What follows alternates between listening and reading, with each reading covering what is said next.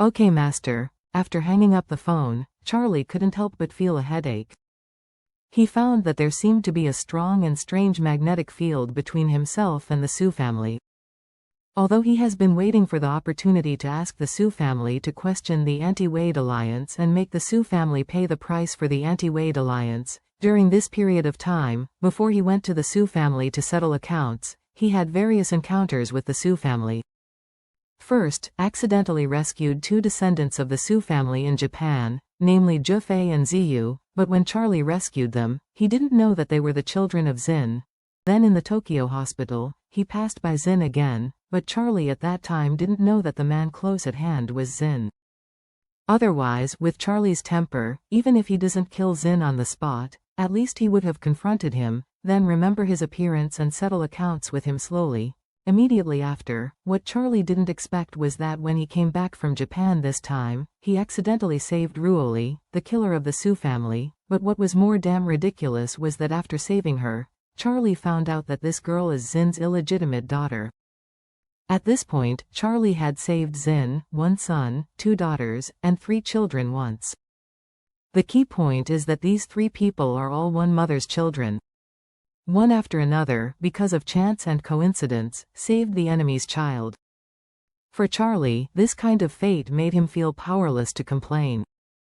At the end, who would have thought that he wanted to take a look at the old house today, but he met Zin's wife, Jufei, and Ziyu's mother Leona. What's more ridiculous is that Leona seems to have loved his father for many years. Thinking of this, Charlie was already as big as a fight, and couldn't help but exhale a sullen breath, cursing inwardly. What the fuck are these things? Therefore, he secretly vowed in his heart that when he confronts Zin in the future, he will not only make him pay for the anti-Wade alliance but also make him pay the price for saving his three children. At the same time, Leona was also looking for Charlie by any means. However, she knew very little about Charlie's situation, so she didn't know how to proceed. Although the old housekeeper has been in Oru's Hill for many years, because the Du family is considered to be in a high position after that, and his daily style is low-key and cautious, he, as the representative of the Du family in Oru's Hill, is relatively restrained. Although he also knows many local high-level officials, he rarely pays attention to things in the market, so he can only ask people for a while, starting with Chang Ying's car accident that year, and let's take a look at what happened after Chang Ying's car accident. The list of orphans accepted by the orphanage, as well as the local adoption records registered at the time, tried to find relevant clues about Charlie. As far as the contacts in Oru's Hill are concerned, although he has a solid foundation, he is still far behind Isaac. As the spokesperson of the Wade family in Oru's Hill, Isaac's most important task is to establish a solid foundation in Oru's Hill. Therefore, Isaac's contacts in Oru's Hill have always been very high profile and direct, and it has been developed in all directions, far ahead of the old housekeeper of the Du family. Therefore, when the old housekeeper started investigating Charlie-related clues, he had already received the news and then reported to Charlie. When Charlie heard that they had to start with the orphanage and adoption records, he immediately felt relieved. Normally, there is nothing wrong in this direction. But the point is that this line was cut off as early as when his parents had just passed away.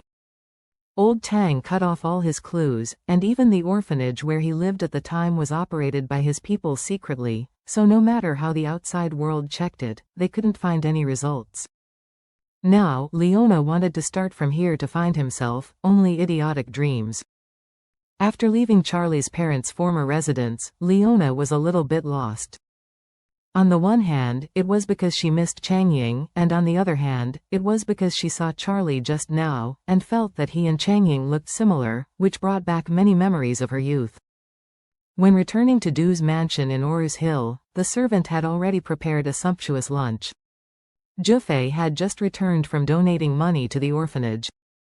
When Leona was back, he hurriedly asked her, "Mom, where did you go this morning?" Leona recovered from her chaotic thoughts, but still said absent-mindedly, "Oh, I didn't go anywhere. I let Uncle White take me around." At this moment, a maid walked in and said respectfully, "Second miss, the meal is ready." Leona nodded and said to Jufei, "Go and ask your sister to come out for dinner. What is this girl doing?" Recently, she has shut herself in the room all the time.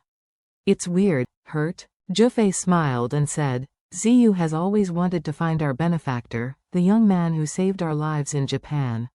Leona suddenly realized, and hurriedly asked, Are there any clues? Jufei shook his head and sighed helplessly.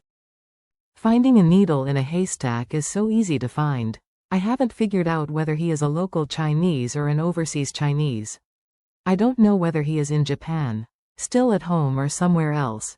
Leona said earnestly, This person saved the lives of both of you. If it weren't for him, you would have suffered an accident.